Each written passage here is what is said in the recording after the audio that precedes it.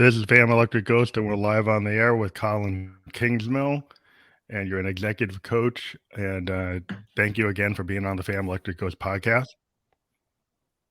Hey, you bet. Good to be here. Thank you. Thanks for having me. It's a pleasure. I want to let people know we are a featured podcast on the thank you. We're a featured podcast on the Newsly platform. You see that icon up there says listen on Newsly, and for our audience, if they use the coupon code GHOST, they can get 1 month free premium subscription on that platform. Again, we're featured there. We'll be on there later today. And then we're going to start today where we're actually going to let people know we're at episode 981 of the podcast, getting closer to episode 1000. We've been on the air, tracking that on Apple Podcasts since 2016. And then again, for the people who are listening, we have your URL up at colinkingsmill.com, and that will be fully clickable when we're published on all the major platforms. But for the audience, if you can let them know, what would they find if they go to that URL? They'll find everything about me, really, kind of my journey and my story, how I work. My blog is there, so I'm writing all the time on things around personal development and leadership and teams and cultural cohesion and things like that. So yeah, it's pretty much everything's there. I'm also on Instagram, of course, but yeah, my website's got everything you need, and it's all there, open book. So that's the one-stop shop to everything Colin Kingsmill. So that's great. So everybody can check that out. We encourage everybody to click the links of the guests that we're talking to. And this episode, we're actually going to get into 8 steps to overcoming fear and thriving in life. And we can maybe start with you're an entrepreneur, coach, and founding partner at Whole Human Coaching, and a strategic advisor to Kalo life.com. Yep. And you're authoring a book called Fearless: Crossing the Bridge from Fear to Bliss. So I don't know where you want to start with that, your background, to let the audience kind of get a picture. Sure. How I kind of got here. So I have had the fortune or the luck or the lack of luck, I don't know, of really living and working all over the world over the past 20 or 25 years or so. And I was in Swiss banking before I got into international development and real estate sales and marketing and communications. So I've come into coaching really with kind of a vast experience internationally of very low troughs and very high peaks. So I've kind of seen it all. And one of the reasons that I decided to write Fearless was really to help people along their own journey. I see a lot of fear, a lot of anxiety, a lot of depression, all the sort of ancillary emotions around fear. I see so much of that in the world today, and I would just like to help people to accelerate their journey towards freedom from psychological suffering and freedom from fear, because it really holds people down.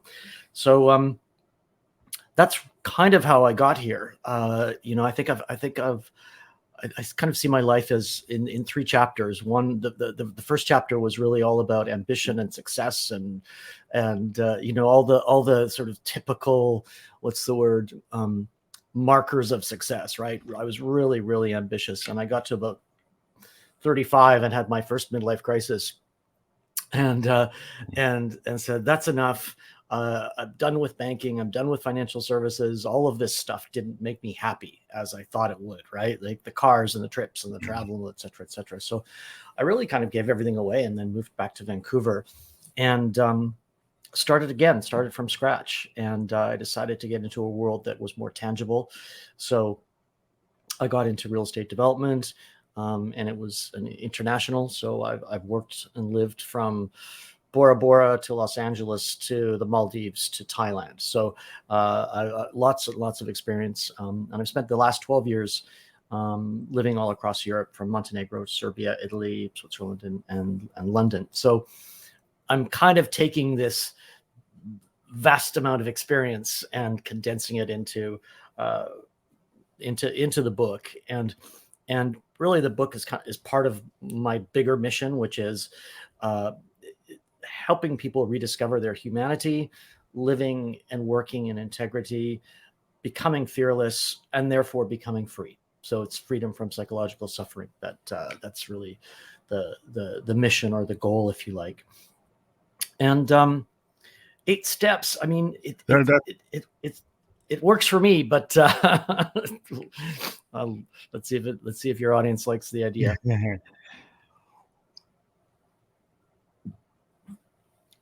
Well, I think a lot of people have to come up with a paradigm. It's part of, I talk to a lot of creative people. The podcast was started initially talking to musicians and poets and authors and filmmakers and people in that space. But then I started to expand to say, well, executives, coaches, life coaches, mentors, they're creative too. And so, and my whole concept was like, I'm a musician, but I call it expansive sound is my brand. And that means I kind of cross multiple genres. So I said, well, if I'm doing a podcast, why don't I do it expansive, just like expansive sound? And what I find is, even when I talk to creative people, there are a lot of times they have this epiphany where they had that fearful, they have these limitations that they had imposed on themselves. And usually when you kind of step into the zone where you're not that comfortable and you're not as secure, where a lot of interesting things happen. And that's where, I have that similar finding that, you have to overcome fear as a musician, or you just keep on doing the same thing. You could just, it would be like a bar band, just doing the same song every day. or you're going to go and try something beyond what you can do, your capability, and push yourself into some other zone. Yeah. I mean, that's exactly what I did over the last 20 years, really. I just kind of said yes to every opportunity that came up. Right. And I was in the real estate development world. So somebody would say, hey, there's a project in Montenegro, would you like to do it? And I'm like, okay, sure. Why not? Without knowing really what it was all about. I didn't even know what, that particular place. I didn't know where it was. Right. It's like, oh, okay. So I really do. I totally agree with you that you've got to push yourself beyond the boundaries and the limits that, like you said it perfectly, that we have set for ourselves, right?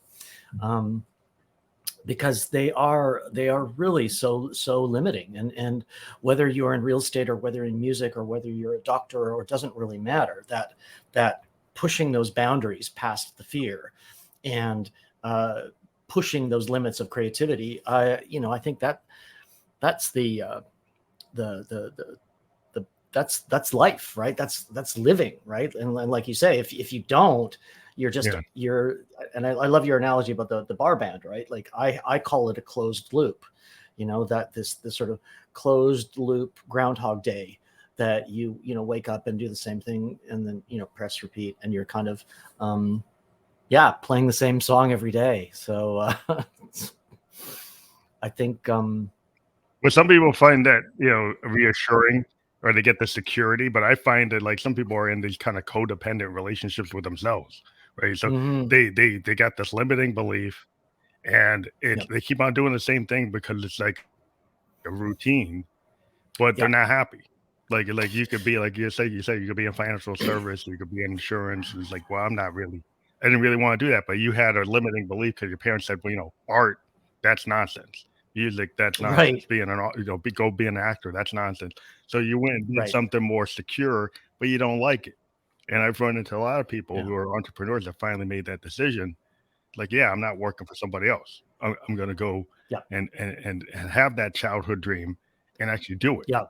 And you have to overcome a lot of your own like glass ceiling that you put in front of yourself to do that, because like you said, you went to Montenegro, you didn't even know where it was. It's like I lived in Japan for 2 years.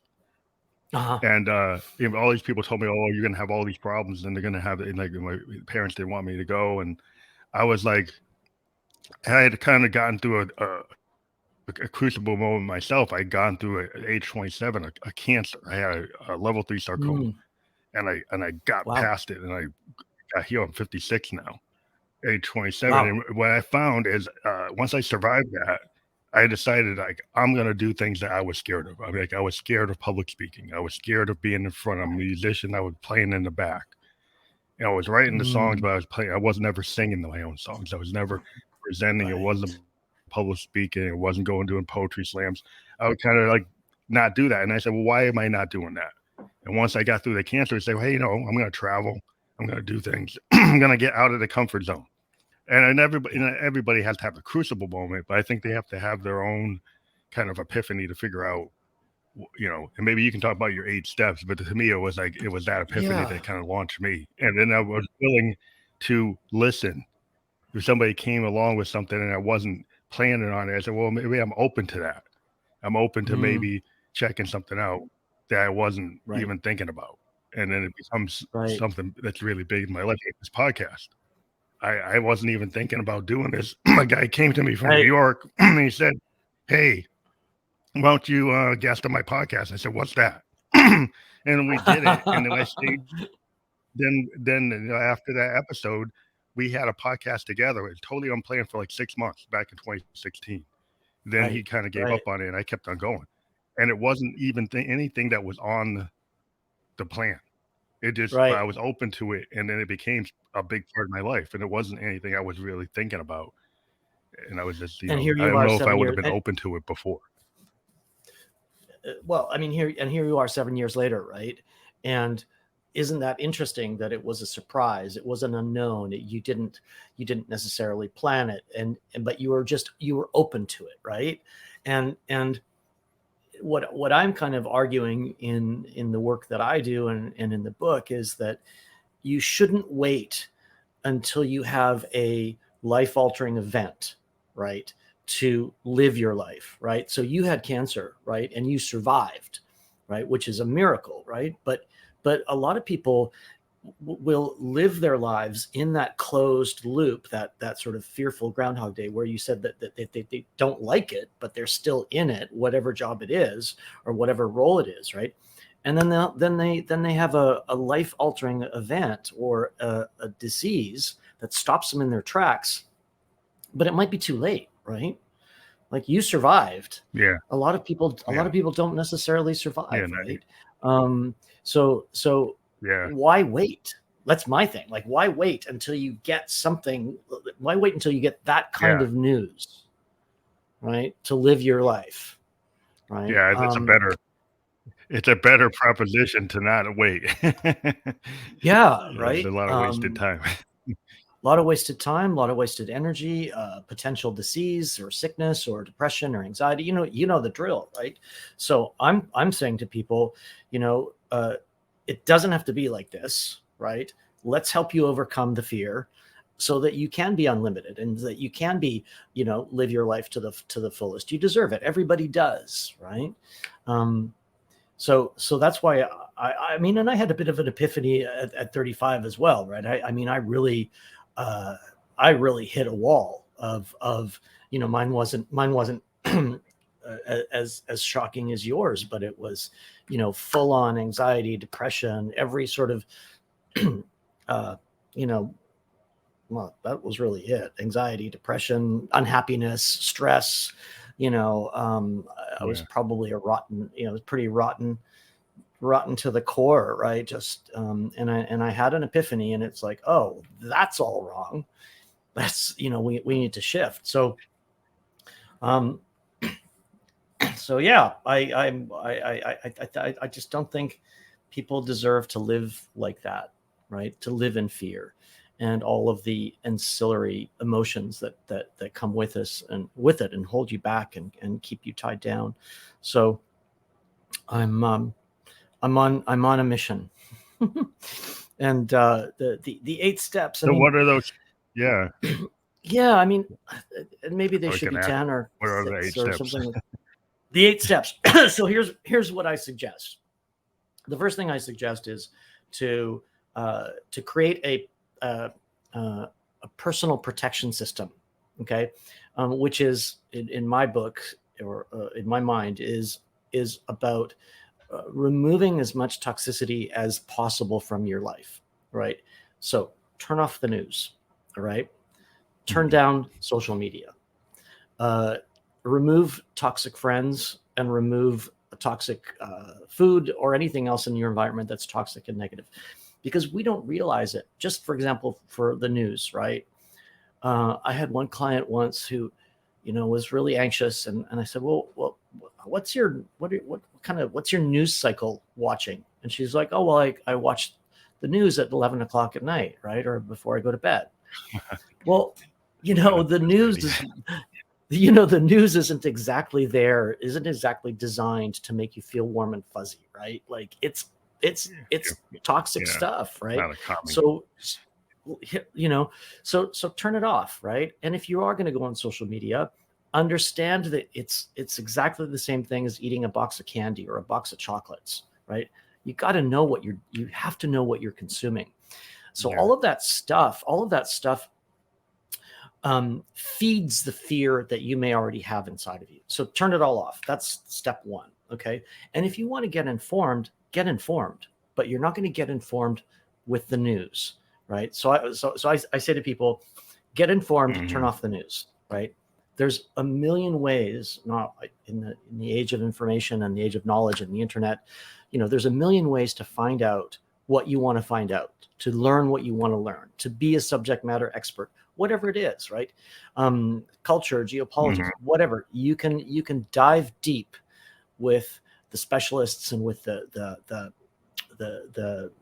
authors, the writer, anyone, right? But turn off the news. That's step one. Step two is deeper. Yeah, it's just not serving you. It's serving the advertisers, and So that's really step one. Step two is design the future that you want. Okay, so a lot of people will go through life. I don't want to say as a victim, but sort of not in control of their destiny, right? So I say to people, if you want to reduce the fear and build the more confidence and more resilience, have a very specific idea of where you're going, right? So, a sailboat doesn't go out to sea without a precise destination, right? So I use the sailing analogy a little bit because I don't know, I just like it. But chart your course. Where are you going? Plant that milestone marker out there, 5 years or 10 or 3 or 2 or 1, whatever works for you. The time frame doesn't really matter, but know where you're going. Design a picture of it, right?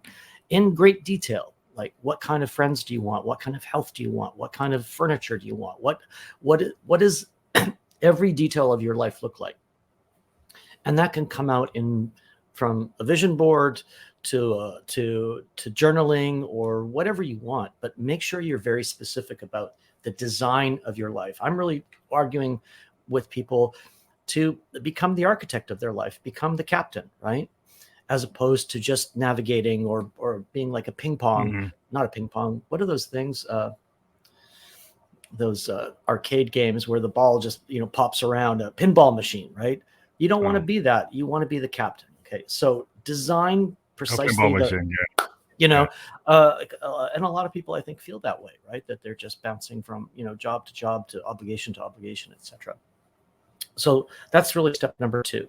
Have a really specific idea of where you're going. And then there's great research out there today about how to break down those goals to make them achievable, right?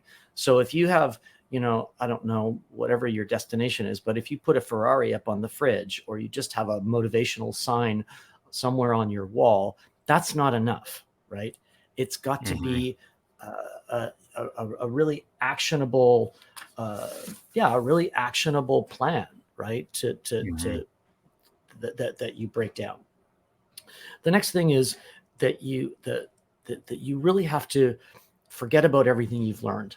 Now, what do I mean by that?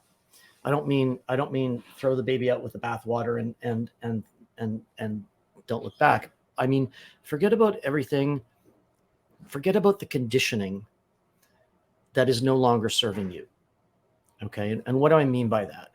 I mean, a lot of us tend to bring sort of small t childhood trauma or experiences from the past into the present. And a lot of that stuff is no longer serving you. And I kind of use this analogy of having like dirty glasses on, right? Like if your conditioning is based on a childhood experience of lack or financial instability or some kind of abuse or neglect or a divorce, it doesn't matter. It could be very, very, it doesn't have to be, big T trauma, but you're seeing life through clouded lenses, right? Because you're bringing those stories, those self-limiting beliefs into the present. So forget about that. Forget about what you've learned that is no longer serving you. So you've kind of got to draw a line in the sand and say, all right, this belief serving me? Is this belief serving me? Is that belief serving me? No. All right, let's discard it. And you might need some therapy or something like that to get over that. Excuse me. But forget about what you've learned. The next step. So it's protect yourself, know where you're going, forget about the conditioning that's no longer serving you. Then the next step is all about forget about what other people think. Okay, so often, and there's a great book called The Way of Integrity by Martha Beck. She's a great coach, and The Way of Integrity is really, if you are not living your true self, and you are somehow compensating or doing things that you don't want to do, that's all energy that is what's the word? It's just not serving you, right? And it's expensive from an energy perspective to be, people pleasing, for example, right? What's the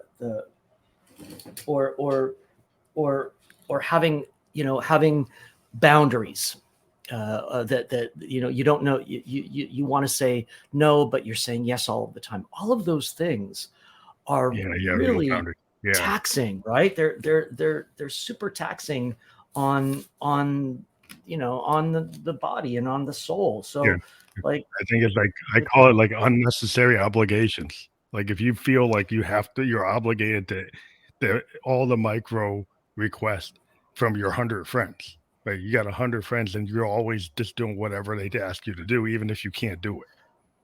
And then then you're finding yourself, well, I have no time to do things I want to do, because you don't know how to say no. Yeah. And then you get stressed out, or then you get depressed, and then you get anxious, and then you get mad at them. That book, The Way of Integrity, is fascinating. I mean, Martha Beck was I'll just use her as an example, right? She was a Harvard professor. She had a family. And so by all intents and purposes, or by any standard, she was super successful, right? But she was miserable. So she had to completely change her life, leave her husband, leave the family, start a new life, leave Harvard, get into coaching, become the author that she wanted to be. So, you might lose friends along the way, and you might lose family members along the way, or you might, have to change jobs or whatever, change countries, change states, doesn't matter. But ask yourself, right? Is this really worth it? Right? You have one life, at least that we know of, right? Like, you've got one life, you live it, right? So that would be, I guess that was that step 4. Then you've got to introduce step 5, I guess, is you've got to introduce daily rituals to stay on track. So as I mentioned before, right, that personal protection barrier or personal protection system of removing toxicity, right? That's got to become a daily ritual, okay? Because of the society that we live in, and the culture that we live in, and the hyper novel times that we are in, right? Our biology really isn't accustomed yet to things like social media and all of the changes that have happened in the last few years. or in the last couple of decades. So introduce introduce daily rituals, right? That could be meditation, that could be journaling. Somebody the other day said to me, "Oh, I don't really like the idea of journaling." I'm like, "Well, do a report card then. Call it something else, right? It doesn't have to be woo-woo, journaling, mystical kind Or of voice stuff. memo. It's just, You get a voice memo because you don't have to write it down. yeah, Some people exactly. I do that voice of journaling, and then you can just be on Yeah, your phone to be out for a walk. You can still do it. So, having to write it down, and then people say, oh, "I'm not going to do it." Like if I got to type it or I got to write it, but what you speak, you always speak. That's not so hard that you could do that. I mean, artists, we do that all the time. We kind of just put yeah, memos down for yeah, ideas. yeah. And it's kind of essential because of the culture that we live in, right? It's super fast, hyper novel. We there's lots of distractions, um, and it if you don't, it's easy to fall off track again, because of all that, because of everything that's going on. So so that's really it. I just dropped something over here. 1 second. Okay. Sorry, I just let's have to move something here. So that's just in the way here. I'm sorry. That's all right. Something was about to fall over. I just had to put it up. Yeah, you don't want that. So Yeah, but like you were saying, I guess I'm a big believer in self-examination, and as an artist, a lot of times we do what we call stream of consciousness, where yeah, we just yeah, kind of or flow state type of work. So when I'm dealing with like authors and artists and poets and musicians, some of us are try to be too perfect, and they'll go on and write it down on a sheet, exact notes. And I'm kind of a person that's more into like free form jazz mm, type of or experimental music or kind of punk aesthetic, where like yeah. that's fine, but a lot of times like if you had that planned composition, you can have it, but if you just like trust yourself and then roll the tape, most of the time Mm-hmm. the stuff you'll come up with with those intentions and you just free yourself and don't try to overthink it, you'll find that that piece of work actually is more vital, feels more honest, and you can always superimpose and overdub things onto it. But that usually gives you a better framework. And it's not like you came out of nowhere. You have a lot of stuff in your subconscious. There's a lot of things that were in your Mm. mind. If you just free yourself and actually put it down, that I believe that ends up creating a better experience from my experience, for my techniques that I work with other musicians. I just try to get them to be more free with their thinking. And it's not that you Well, don't have an idea. You're working on a project. You're working on a song. You're working on an album. that's an interesting point, right? Like, so the freedom, I think, is what do you think that is? Isn't that like self confidence and a lack of fear, right? Like Yeah, for me most of anyway, it is. it's Yeah, most of it's it like, is like you. you know, if you're It's I totally think if you're not trusting yourself. yeah, exactly. Um so that that confidence, right, comes with um being fearless, I think, right, and going with the flow and trusting yourself and and letting go. But we, like I said, we live in a very what's the word, complex society that is always bombarding us from so many different sides. So um it's fear is a very legitimate place to be, but you don't have to be there and you don't have to stay there. That's really my thing. So it's like, if you can become fearless, what are the possibilities, right? Because a lot of energy Yeah, that gets spent on on staying safe and buckling down or not taking risks, that's an expenditure of energy. So my mission really is, well, if you can become fearless, what are the possibilities, right? How Yeah. could you be? What for me? I think it's like it seems like it's limitless once you let go of that. Once you let go of that fear, right? So and it doesn't have to be like you're about to I don't know, you're about to, like, how do I say, it doesn't have to be Nobel Peace Prize stuff. It could be super simple around a family, around your family, or your kids, or that's not super simple. That's complex, but I'm just saying. Yeah. Imagine the possibilities. Yeah. It doesn't have to be big. Yeah. I mean, it you doesn't have to know, be Steinbeck. It doesn't have to be Orson Welles. It doesn't have to be Hendrixian, right? Well, I always tell people you can have these like wins. You can win little moments. But so many people, I know artists that have these big backlogs of material, and they're so right. scared to show anybody most of it, right? And Mhm. what I find is I find people try to come to me and they'll try to show me that they can be relevant based on cloning whatever's popular. And I'm like, I don't, that person already did it. And that's probably the best version because that's them, right? And you're trying to be them. I want to know, I want to hear, or I want to read Mm. the piece that you don't want to show anybody. That's the piece I'm Exactly. interested in producing because I think that Ex- is more authentically you, and that's going to be your advantage instead of trying to be Taylor Swift or Beyonce or Aerosmith or some. They already did it.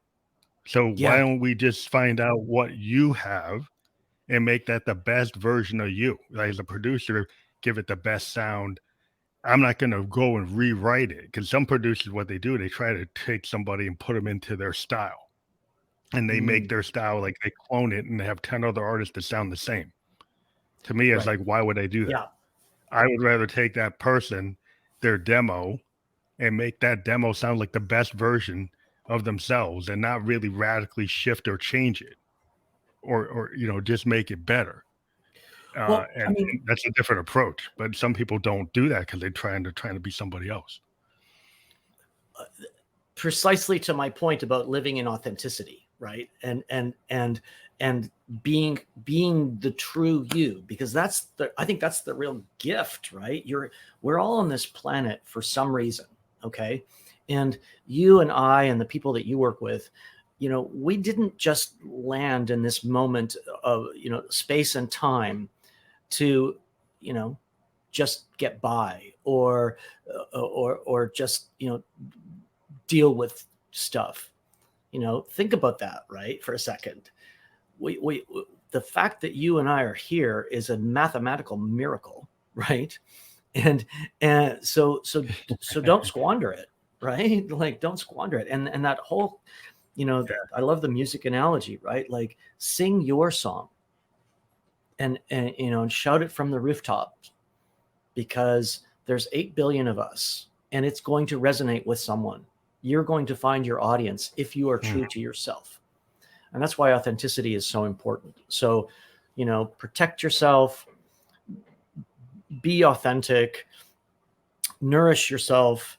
And one of the other points that I also make is you've got to listen to your body, right? So often Yeah, definitely. we're in this culture of not enough, right? Uh, and a lot of how should I say this politely, you know, a, a lot of there's a lot of medication out there, right? To dampen and to Mhm. fix and to and there's but you can see it just in the United States and Canada, the amount of mental uh, illness and lack of mental health that's out there is unbelievable, right? So I'm not sure why I went down this path, but Yeah.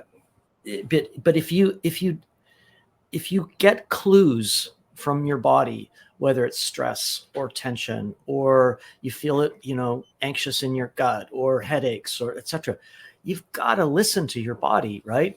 There's a beautiful book called well, it's quite a bit. It's old now, but it was called When the Body Says No, and it's all about Hmm. your body's telling you a story, and and and often it's telling you a story of something that you're not dealing with, or you're not diving into, or you're not fixing, or you're maybe fixing it, but you're fixing it with medication, so you're just covering up the symptoms.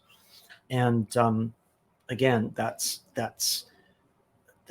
if you're doing that, you're dampening, somehow you're dampening your song, you're dampening your authenticity, right?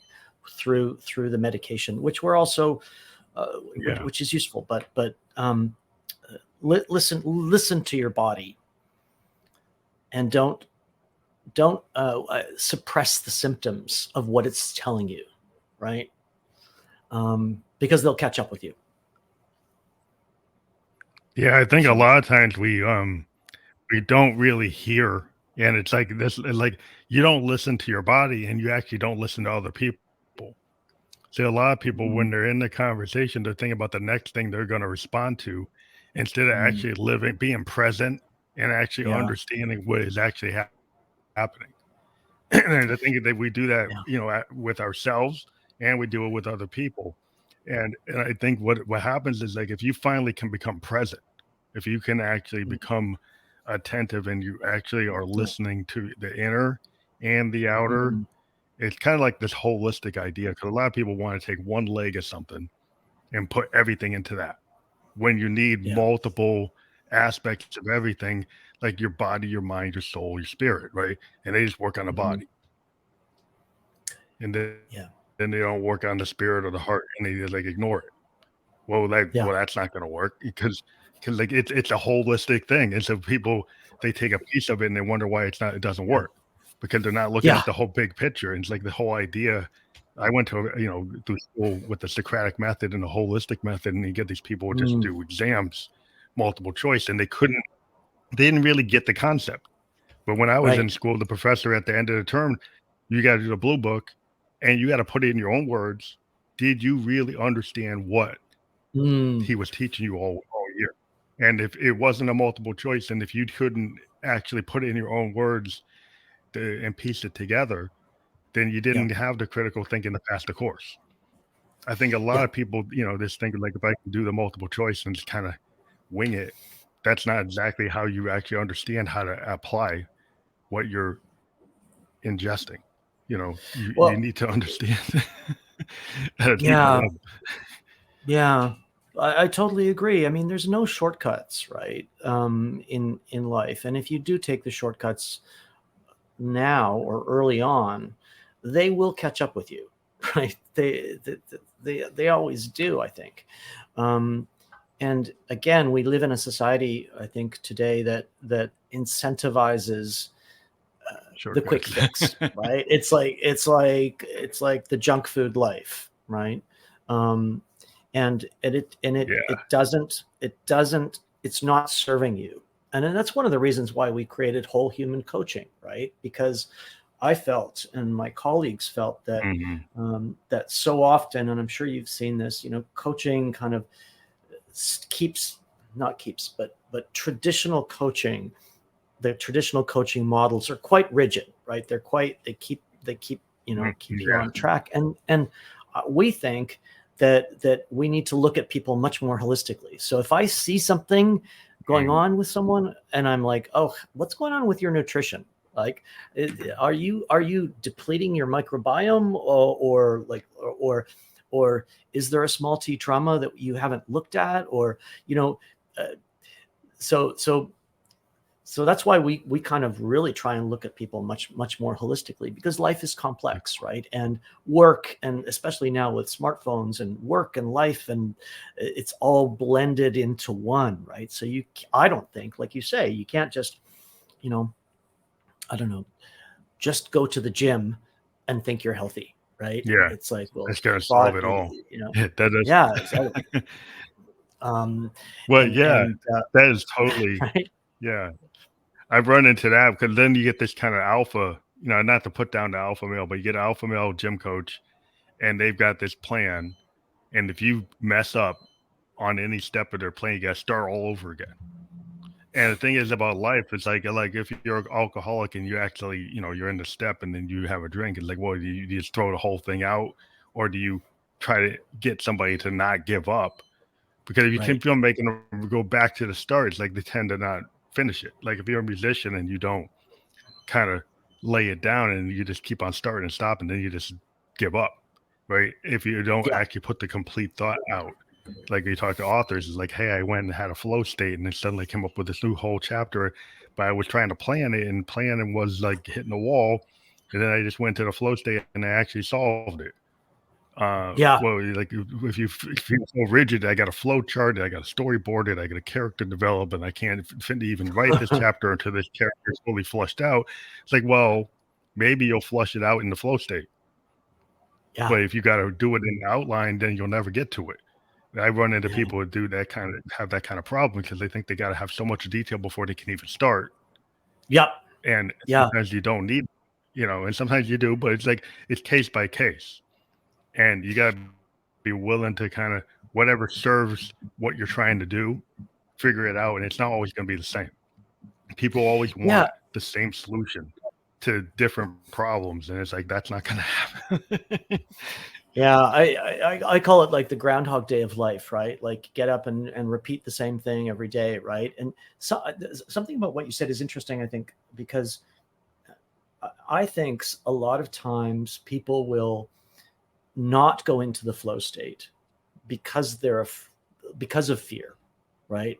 So that the idea of having to, I don't know, having to have everything perfect on paper, right, is a distraction, is a coping mechanism not to go there often. Not Yeah. not everybody, obviously, but you know that that idea of perfectionism, right, prior to the flow and the creativity is a place of, it's also a place of fear, right? That having to have everything absolutely perfect is a derivative of fear, because you don't you don't want to you don't want to let go or go into the unknown or go into something new, right? So it's like, oh, keep everything perfect in its little box, with its ribbon tied tight, so you don't go there. And again, that's I'm like, well, what would happen if you weren't perfect today, right? What would happen if you Yeah. went into, what's the problem? What could possibly happen? That's, what are you really afraid of, right? And Well, I it's kind of often, like this idea, like in software development. Yeah. Yeah. Sorry. But in software no, go development, ahead. we had a style back in the 70s and 80s, waterfall, and still exists. But now we're in this idea of agile. And the agile method is kind of what you deal with every day when you wake up and you see your cell phone app is now version 1.12, 1.56, 1. Whatever, Yeah, because now we know that we don't know everything. And the project is not actually over. So it used to right. be that we couldn't release the software until it was 100%. So it'd take Mm, a year or 2 years to actually do it. Now we can right. actually release it in phases, saying that we're going to release it with what we know, and then whatever we learn or other features that aren't ready, we'll release later. Yeah, And that iterative approach, people are not usually willing to do. Because a lot of people want to still follow like this waterfall. It's got to be all there before you even do it. And what I yeah, find is like if you go with more of an agile methodology, where you can incrementally improve something or incrementally release pieces of something at a time, then you yeah, actually start to get it done, because it yeah, becomes it's out in the world. So it gets out in the world, and then you can react to it, and then you kind of it's like the idea, like what we call the happy accident in development. ah, Sometimes we're yeah, working on something, we discover something wasn't in the plan, and that becomes the product because that actually is more valuable than what we were doing. But you have to be agile enough to recognize that, oh, what we just came up with in the lab, that's better than what we were going to do. So now we should actually go and get the funding to push this out. And some people, Yeah. they don't want to fight for that, and other people do. Well, I mean, that's kind of my point about possibilities, right? Like the I think some of the most incredible inventions have come out of precisely that sort of, I don't know what's happening next. Like, let's explore. Let's see, what could this be? What are, and that's why I say, imagine the possibilities if you were in a fearless place, right? Whether it's music or creativity or writing or your professional career or your entrepreneurship, because I think that's where the magic is, right? Of and that's Yeah. where some of the best inventions and songs and books and movies and all of this has come out of. It's You pushing. have to fight for it. You have to fight for this though, because a lot of times the weight of the world is to not that's not predictable. That wasn't in the plan. We don't have the money. I Yep. don't know what that is. That's not on my Sure. plate. So people will just push it away. And the people who push, sometimes you get in trouble. Like the people who want to be creative, they get in trouble. They say, well, this guy's a problem. This guy's like, he's an issue because why does he keep on pushing against, he's going against the grain. But that's what happens. Like sometimes you have to realize if you're going to be in that mindset, you might be like that person that's out there is the pioneer. Like there's nobody else out there. Right. So everybody Yeah. wants to have the plan and there's no plan. Everyone wants to know, well, is it going to be profitable? Well, I don't know. It's like, but so that those things tend to get pushed down by the general society wants to stay in the known, where the Yeah. unknown or the unfound sound, that's the thing that's challenging. But it is hard to be in that space because they don't make it easy to be in that space. So like once you get the confidence that you can be there, sometimes you won't have a lot of people with you. And so Oh, that in itself is hard. yeah, and look, when I speak about living in authenticity and integrity and being your true self, that's precisely it. It's like, are you that black sheep in the meadow full of white sheep? Well, then find a new tribe, right? Like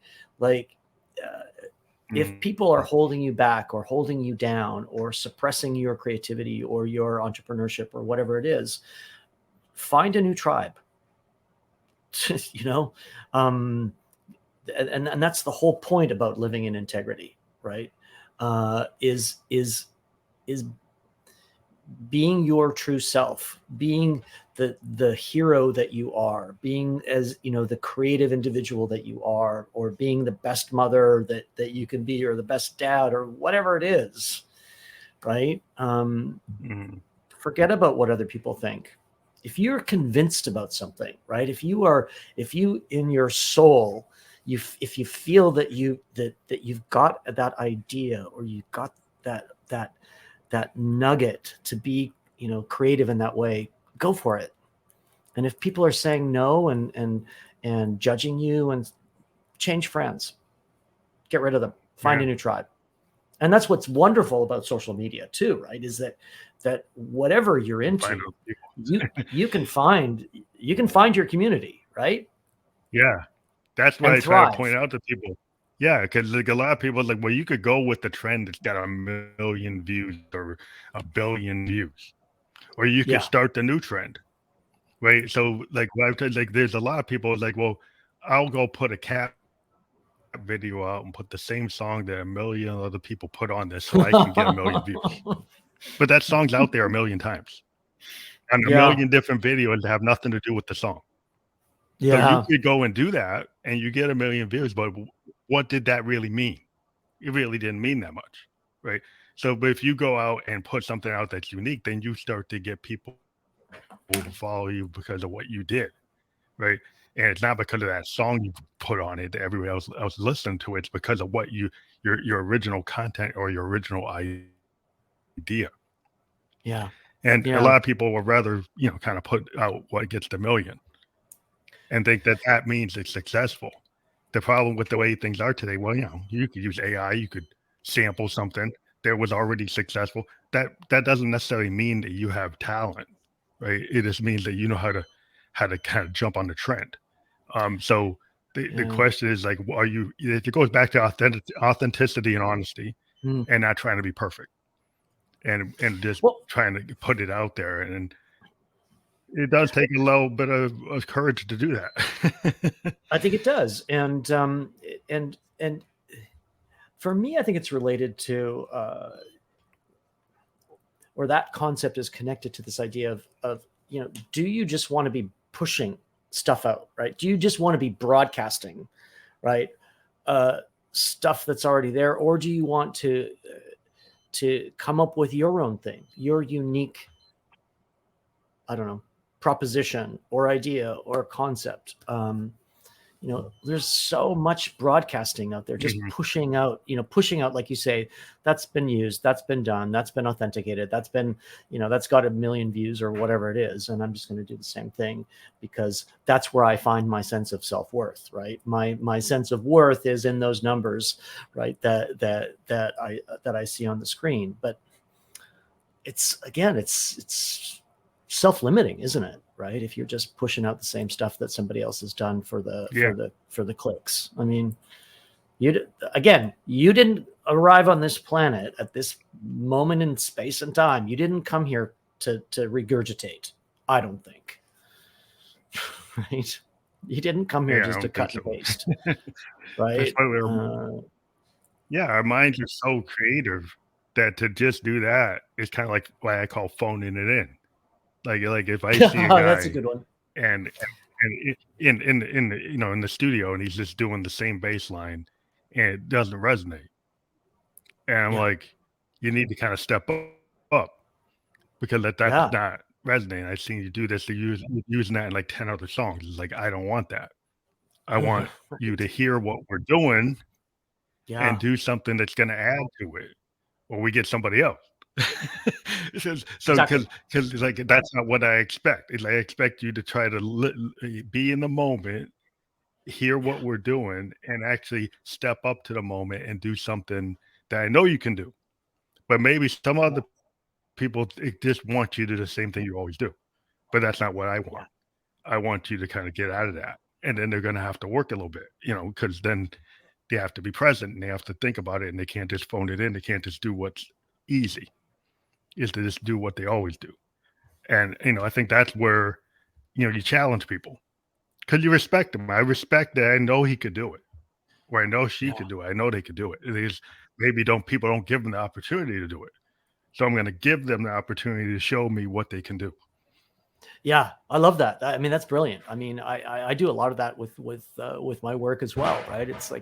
Um, uh, it's like I know you can do it. You don't know you can do it because of those lenses of those self-limiting beliefs, right? It's like I can't, that song I can see clearly now, right? It's like Yeah, yeah. so a lot of people have lenses on in front of them and they can't see clearly, right? And it's like, so Hmm. my job is to help them remove those curtains, if you like, or remove those opaque lenses. Come on, you can do it. Hmm. And then that's where the magic is, right? That's where, yeah. And I'm sure you see it in music and anything creative is get out of your own way, Yeah, right? yeah, yeah. And I see wrote this. I and see wrote what this song. happens. I wrote this song called "Never in Her Own Way," which means I was just had this character. I came up with this character, and then she's like very independent woman, and Yeah. she never stands in her own way. Mm, And that was like brilliant. the idea was kind of like this, like concept of like you have that famous line when you're a creative writer is like baby shoes never worn, right? So I say, well, you create this character like where she never stands in her own way. So what does that mean? So Oh, you could start to interpret, well, what would that mean for that character, right? And so if you're when you're a writer, if you can create something that causes people to think, right, it causes people to yeah. And the way I look at music and, being a writer, it's the same idea. Like if you could just do something that's a jingle, or you could do something that's thought provoking. Yeah. It makes people Yeah. think about the character and want to understand, like, well, who is this person? And that's like, to me, like, why you want to be a creative person is you want that. So how does the to song go? What happens to her in that song that if she is not standing in her own way? So just I'm curious, how does the song go?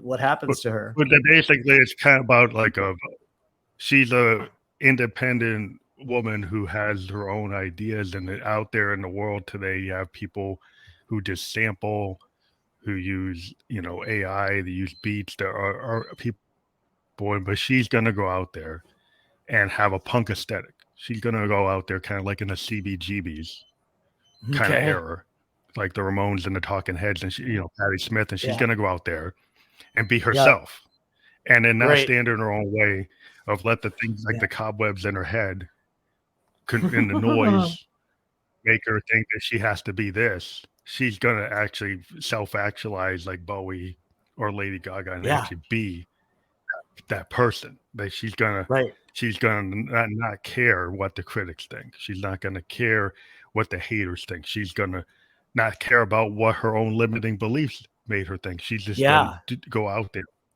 and not stand in her own way. That's the idea of it. And there you go. I feel a lot of people today that is so into perfect. And I'm into more, Exile on Main Street type of recording.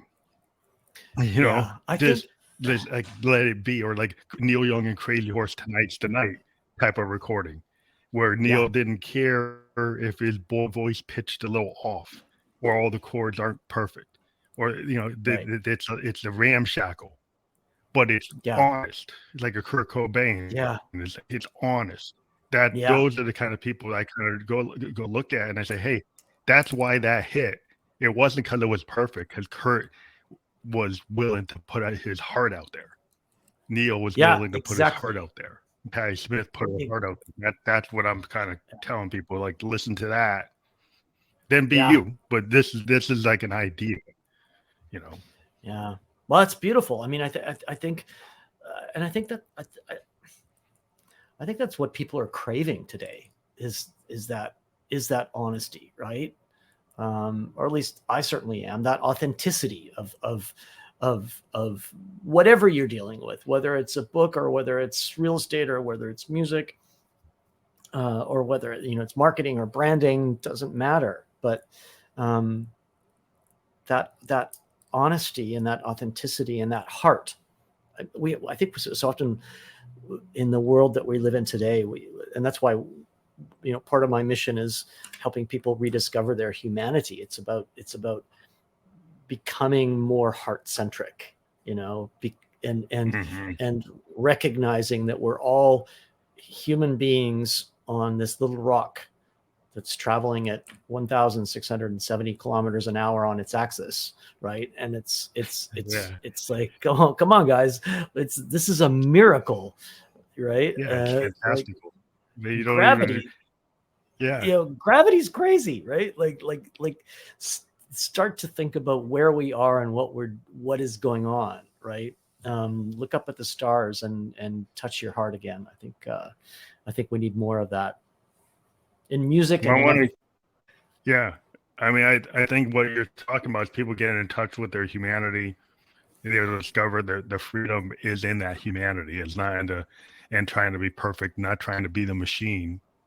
Because the machine's going to always be able to do things that you can't do, right? Because it's fast and it can grab all this information that maybe you can't remember, right? But it can do it. But if you try to compare yourself to a machine, you might fail in certain things, but then other things you're going to exceed it. I think people are forgetting that people are not machines, and the AI is not going to replace the drones, and the robots aren't going to replace human originality, heart, spirit, soul. They're not going to get that. They're going to get other things, and then we're going to have to progress in terms of what we can do. Because we're in the age of like a massive replacement of labor with machines. going to force people into critical thinking. He's going to force people into creativity. He's going to cause people to have to be their own brand, to have to go Yeah, I agree. and kind of recover. But it's hard. It's a hard thing. There's some people are going to have a Yeah. hard time with it because they don't want to have to be challenged that way, but it's not going to be any control over that. You're going to have to deal with it because it's going to come like a wave. And I think that's frightening. People are going to have to handle it. For sure. So I mean, the question is, do you want to be hit by the wave or do you want to surf it? Right. That's what my thinking and these sort of the 8 steps is, again, it's like chart your course. You're the captain of your boat, or do you want to be hit by that wave and if you're rudderless, then you're going to who knows where you're going to end up. Right. So be your captain, or captain. Or surf that wave, but don't get hit by it. That's it. That's my. Well, I want to let people know again about your website. Yeah. I mean, ColinKingsmill.com. Everything's there. You can click on that. Yeah, you can get in touch with me there. I'm also on Instagram, same name. So let's have a conversation. I love speaking with people about all this stuff. So reach out, come say hi. Yeah. So everything that we've talked about and further, we'll be able to dive into it deeper there. So I do encourage you to, all the audience, I do encourage them to click on the links of the guest that we're actually talking to. And again, ColinKingsmill.com. That's fully clickable when we're published on all the major platforms. We do create a landing page so people can just choose which platform they want to watch or listen to the podcast. That'll be available later today. And I want to thank you for being a guest on the Family Electric Ghost podcast. It's been a pleasure. Thank you so much. I really appreciate it. Well, have a good day. Yeah, you too. Have a good weekend.